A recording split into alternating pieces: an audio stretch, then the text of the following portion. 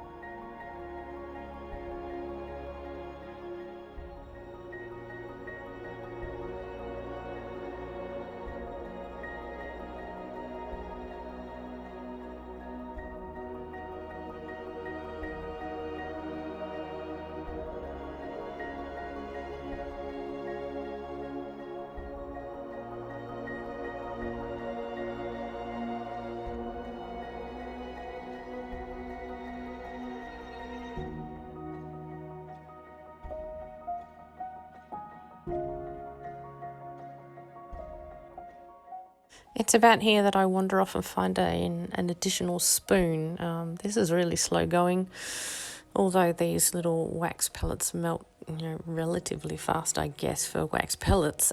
It's still a waiting game, so I decide I'm going to go with 2 spoons and try and speed things up a bit.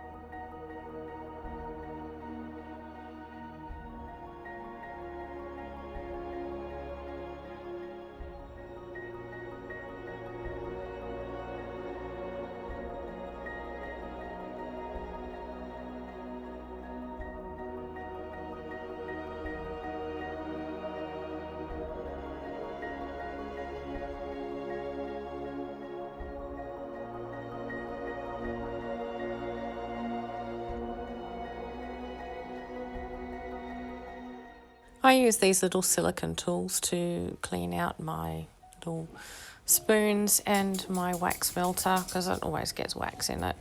Yeah, it's a long sort of process. I won't put you through that, but yeah, they're very handy to sort of wipe up the wax that has sort of spilled and you know, coats things quite readily. Yeah, these little tools are really handy because, yeah, as soon as the wax dries, you can peel it off of them, completely, and just pop it back in a little bag, ready to melt again for next time. So, yeah, I find it's always a good idea to really clean my tools when I'm doing wax melting, mainly because of cross-contamination of colour. You'll notice, I think, one of these wax seals, they're a pale green colour, these ones. One of them has some red in it. Looks a bit weird. Cross-contamination from something else I was doing at another time. So, yeah, you've got to clean your instruments quite well when you're doing something like this, if you're worried about that. If you're not worried about it, just go for it, free for all. Who cares? But yeah, if you like your colours to stay as they are and not mix and blend, then yeah, taking some time to clean up once you're done is probably the best way to do that. I hope you guys enjoyed making a few wax seals with me.